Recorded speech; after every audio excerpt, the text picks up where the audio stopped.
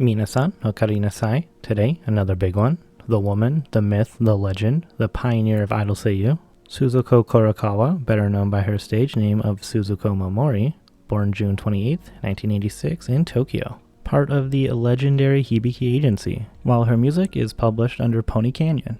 And yeah, this video is a little late, sorry about that, I have been slacking. The middle school she attended was a combined middle and high school, so she was there for all 6 years. It was an all-girls school, and apparently she was quite popular. During her first year of high school, she considered taking the exam to join the Takarazuka Revue, which is like an all-women's stage play in a Western Broadway style. She was active in stage plays and musicals under her real name since she was 18, working with Mari Art Dance Studio as part of their theater group. She was invited out by the Hibiki Entertainment office president, and he asked if she would like to try being a seiyuu. Mimori of course accepted, and she joined the Hibiki agency to commence her voice actress activities. Apparently the reason she changed her real last name to Mimori was because she has a relative who is a higher up in Bushiroad, so one would assume that she didn't want to be treated differently because of her name. And during these early stages of her career, she was attending Komazawa University, but dropped out in order to focus on her entertainment career. 2009 is sort of a prologue for her. For 5 months she was a member of an idol unit called Cutie Pie under the name Suzy. Very cute and actually perfectly chosen name. But 2010 is her true beginnings, joining both of her major franchises in the same year at the age of 24. First, the seiyuu unit Milky Homes, which consists of the 4 main seiyuu in the media franchise Tantei Opera Milky Homes, where she would voice Sherry Shellingford, nicknamed Sherlock. See what they did there. The next being the one you all know and love, voicing Umi Sonoda in the Love Live franchise, alongside her fellow Milky Homes member Sora Tokui. When it comes to Love Live, this is of course just in the game and their 2 music videos for their singles, as the anime wouldn't air for another few years. When it comes to both of these groups, I'm not going to mention their music at all, as it would just make this video way too long, as seen with the last one, which only briefly glossed over that seiyuu's unit. Plus I've already made a video about Muse, and I'll have one about Milky Homes in the future. 2011, sticking with her Bushiroad roots, she voiced Korin Tatsunagi in Cardfight Vanguard, and she also voiced Himawari Furutani in Yoru Yuri. Then her Love Live group Muse would create subunits consisting of 3 girls each, Mimori's group being Lily White. They have some beautiful music, I highly recommend. 2012 is where she really starts to pop off, so buckle up. As always, I'll only try to cover 3 to 5 from each year, focusing on popular shows or characters. Let's start off with Kanae Shinjo in TQ. Then Michi Kondo in La Grange.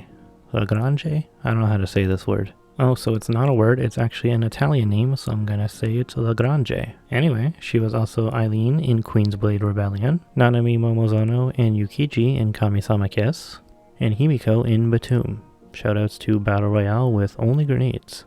Actually, I also just want to mention Nell in World War Blue, a show about the Sega vs Nintendo console wars back in the day. Her character is a parody of Ney from Sega's Phantasy Star 2. In 2013, she started her solo debut with the release of her single, I Want to Meet You. Its coupling track, May I Start, was actually the opening for the Japanese version of My Little Pony. That's not all though, as she had 2 more singles, Yakusoko Shiteo, Isho Daio, and Universe Page, the opening for Outbreak Company. This song apparently peaked at number 5 on the Oricon singles chart, which is very impressive. And in this series Outbreak Company, she voiced Miuseru Foeran. What a weird name, man. Anyway, other roles include literally all D-Gen stuff. Chinatsu Suzumoto in Wanna Be the Strongest in the World, Suzune in Senran Kagura, Kinzashi Sarashiki in Infinite Stratos Season 2, and Amelia Evans in Freezing Vibration. See, all those names were dope and super easy to say.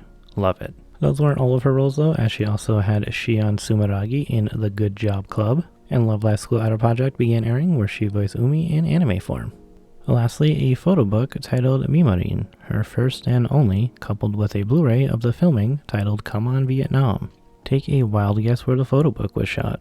Also, I guess I'll just say, though this was technically her first and only official photo book, she has done photo ops for many magazines. But I won't really go into detail on those since there are a lot. So moving on to 2014, Mimori had 3 new singles. Saipai Sutaitai, the opening of Magi Moji Rurumo, where she would also voice the titular character. Then she had 2 digital releases, Glory and Harmonia. In the future, when I reference digital singles, it just means that they had a limited physical run and are probably very hard to come by nowadays, thus being basically only digital tracks. Aside from these, she had her first album Suki, and she went on a solo live tour singing in Osaka, Nagoya, and Tokyo. More anime include Hanako Mikado and Akatsuki Kisaragi in Future Card Buddy Fight, Then Suika in Momokyun Sword, Princess Hisui E Fiore in Fairy Tail, and Mimori Togo in Yuki Yuna is a Hero.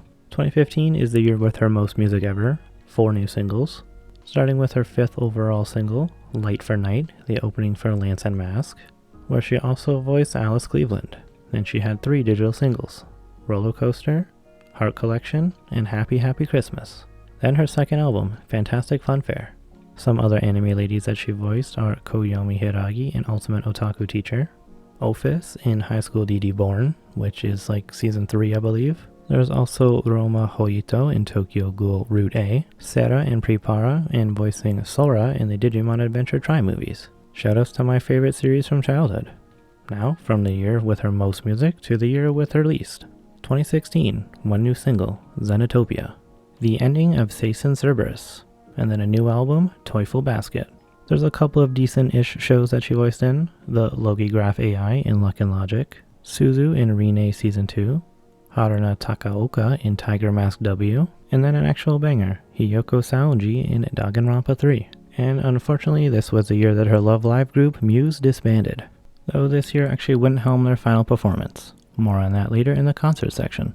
2017, let's start off with anime this time, more Luck and Logic in fact. Yay. Its spin-off Hinologi, where she would voice Yayoi Tachibana. Then Neko Fujinomiya in Masamune-kun's Revenge, Miyu Miyu in Akiba's Trip, singing one of the endings with Milky Holmes, Hinae Arimura in Chaos Child, the little cutie Kira Kitsune in Kimono Friends, and Yuri Ishigome in Bang Dream, the lead singer of Glitter Green, and even performing live as her a handful of times, though she was actually technically revealed as the seiyuu right at the end of 2016. Next, Suzuko Onechan had 2 new songs, Saki wa Fuhana, and Egao no Kimie, the opening of Yuki Yuna is a Hero, the Washio Sumi chapter, where she would again voice the titular character. This year she also debuted into Tokusatsu, in Ultraman Greed as the voice of the AI Rem and portraying its physical appearance as well. Lastly, at the end of the year, she attended her fellow Muse member Pyle's live show at the Budokan as a spectator, which she described as really nostalgic since Eminita was a guest performer with Pyle and they sang some Muse songs. 2018, she joined Gem Club 2, a musical theater produced by Toho Stage. In her blog, she wrote about how the original Gem Club was very important to her, which again she was feeling very nostalgic, as it brought the feeling of a time before she became a seiyuu. More on that later, but it sounds like a very happy time for her. She then had 2 digital tracks, Yume Hiko, and Kakume no Masquerade Muso Orochi version. And lastly, her 4th and technically most recent new full album, Tone. Anime include Pop Team Epic, voicing Pipimi in episode 10, Bodoc in Million Arthur, and one of the voices for Honey Kisaragi in Cutie Honey Universe. Lastly, another role most of you probably know her for, Hikari Kagura in Shogo Kageki Revue Starlight, performing live with Starlight Kukugumi many times since joining. In 2019, she had her first and only mini-album, Holiday Mode. Yo, shoutouts to all of her albums and most of her music being very easy to pronounce. I really appreciate that. Speaking of, her 9th regular single and 16th overall song, which is actually a double single, Chance and Yugata. Chance being the 3rd ending for Diamond No Ace Act 3. Now for anime, her smallest year in terms of new roles. Actually from here on out, she really slows down, for reasons I'll get into in a few seconds. First up, she voiced Mona in Hulang Babies and Okita-sensei in Hensky.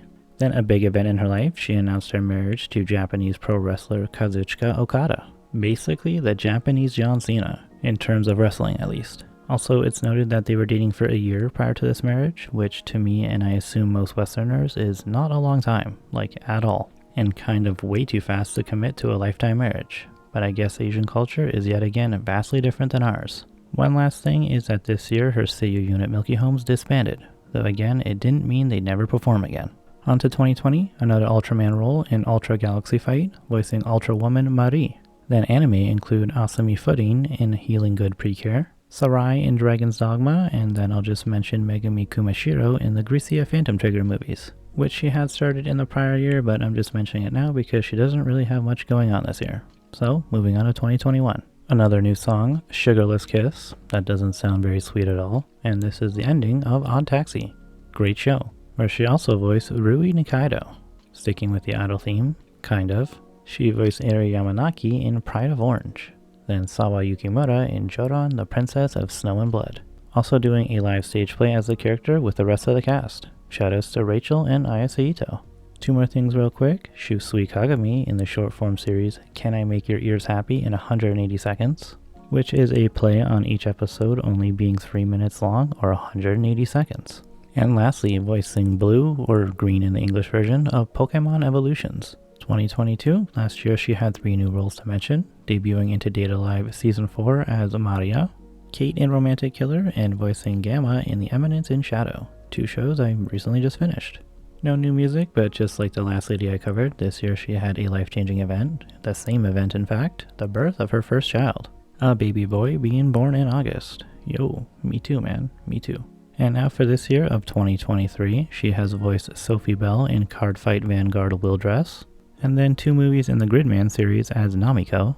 She has had herself a best of album titled RPB, which stands for Red, Pink, Blue. Those last 2 being her image colors from her 3 idol franchises. I assume red also has some significance that I just don't know about. She also very recently released her 10th anniversary single, Pink Baby Kiss. And later in the year, she will have new seasons of Masamune-kun's Revenge and Eminence in Shadow. Over the years, she has had some small minor unnamed or one-episode characters in shows like Wake Up Girls, Bigata HK, Symphogear, Detective Conan, Fist of the North Star's 2015 version, Doraemon, Ippon Again, Strike the Blood, and Crayon Shin-chan, just to name a few. Damn, so she's had roles in Shin-chan, Doraemon, Pokemon, and Detective Conan. Just get her into Gundam or One Piece and she's been in all of the 1,000 plus episode series. Now for music credits, the TLDR is a lot, having over 40 credits, though most are within the same franchises but different seasons. The obvious Revue Starlight, Love Live, and Milky Homes. But other series that she sang for that I didn't mention with her solo career include TQ, One Room, Devi Doll, Yuki Yuna, then both Card Fight Vanguard and Future Card Buddy Fight. Most songs sing with other cast members, but she does sing some songs alone.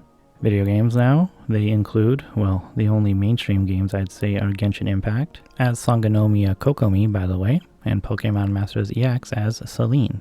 Other highlights would be Disgaea 4 and Super Bomberman R. Of course, the usuals, Arknights, Magia Record, Girls' Frontline, Azurline, and Grand Blue Fantasy. Lastly, all of her anime tie-ins, Love Live, Milky Homes, Revue Starlight, Data Live, Chaos Child, and Yuki Yuna, having about 25 credits total. Next we have foreign dubbing, which is actually mostly children's stuff. Earlier I mentioned she sang for the Japanese version of My Little Pony, while she also voices Pinkie Pie for 6 years throughout 6 different series. She's also in the Angry Birds movie and the 2022 version of Clifford the Big Red Dog. She's in the American series Genius, as well as Manifest and the movie Eraser. Then a Chinese movie called White Snake, South Korean show called My Country, and a Hindi movie, Chennai Express. Loving the diversity there. Now a lot of concert stuff to go over, so I may miss a few things, but I'll try to give a lot of detail so you can easily find her performances at the big events. From 2014 onward, she had solo lives just about every year up until around 2020 for obvious reasons. Then her career would slow down for other Mama-related reasons, but this year of 2023, she has had a new concert. Shoutouts to Mama Mimori, still out here killing it. When it comes to her groups, all the main Muse lives from 2012 to 2016, then at Love Live Fest in 2020. When it comes to Milky Homes, she was at all of their lives, again up until their disbandment. With Starlight Kukugumi at every Revue Starlight stage and concert, most recently at the 4th Live in February. One exception being during Starlight Kukugumi's Starry Diamond tour, she had to be absent from most of the performances due to her prior commitments in the musical West Side Story. She had to focus more on this and she was not able to practice the dances, so the other girls just ended up singing her parts in their songs. But she remarks this gave her the opportunity to watch the girls as they go on stage as if she were a member of the staff, and it really warmed her heart to see her friends performing. Lastly for the franchises, Bang Dream, being at the Garupa in Tokyo 2018, and Rass's Genesis, part of Bendoi's 7th Live in 2019. Then last year she was at the Bushiroad 15th anniversary event with Milky Homes. Oh, and Kukugumi as well, almost forgot about them. As for the 2 big festivals, she's been at these more than like anyone ever, aside from maybe Yoshino Nanjo. First is Animax, the festival more known for doing a lot of crossovers and covers. She was there with Milky Homes in 2017 and Starlight Kukugumi in 2019. In that last one, they actually covered the Zombieland Saga opening. Highly recommend that. Then she's been there as a solo performer in 2013, 16, 17, and 19. Shoutouts to the time that she alone sang Star Divine from Revue Starlight, which was kind of odd not seeing the rest of Kukugumi, but I loved every second of it. Also when she had a duet in 2019 with Nano, singing the opening of Batum, one of her shows where she has a lead. She also sang with Hashi this year as well. Really good stuff. Then over at Anisama, Muse was there from 2012 to 2015. She was there with Milky Holmes in 2010 through 13, then again in 2015, 17, and 18, with Starlight Kukugumi from 2018 to 2021, and lastly as a solo act every year since 2014, aside from 2015 and 21. Though again 2019 is definitely the one I highly recommend that you watch. She's also even already announced for this year's festival as well, meaning she's been there every single year since 2010. And she's even been in the music video for the yearly theme in 2015, 16, 17, and 2023. 2 of those, however, being with the other Milky Holmes girls. Oh, and Mimo-san was actually featured on the Crossing YouTube channel recently, singing Secret Base from Anohana. The final thing for her career, as far as I can tell, she's only been a guest at foreign cons twice, both being a long time ago. Hyper Japan London in 2010, which was in London of course, and Anime Weekend Atlanta in 2012. Again, I'm sure you can figure out where that was. And now we are finally moving on to the fun facts. She is 160 centimeters or 5'3". She has both Instagram and Twitter, having over 1 million followers on the latter, and there's also a YouTube channel for her music. Her hobbies include cooking, theater, singing, and watching pro wrestling. She's also a fan of big muscles. Considering who her husband is, this probably won't be a shock to anybody. Her strongest talent is dance, jazz, tap, and ballet, and her love of dance and theater originated from her childhood. She said the first time she was ever exposed to ballet, she fell in love. And during high school, she joined a music club where she was able to dance to various works from well-known musicals. She also apparently used to be a backup dancer, not entirely sure for what though. She has a sister and cites Disney as a big inspiration for her music. For most of her childhood, she had short hair, but she said she gradually let it grow out from around her high school days. She really likes pineapples, and before she goes on stage, she usually needs someone to give her a slap on the back. At home, she has 2 pet dogs named Pudding and Chocola.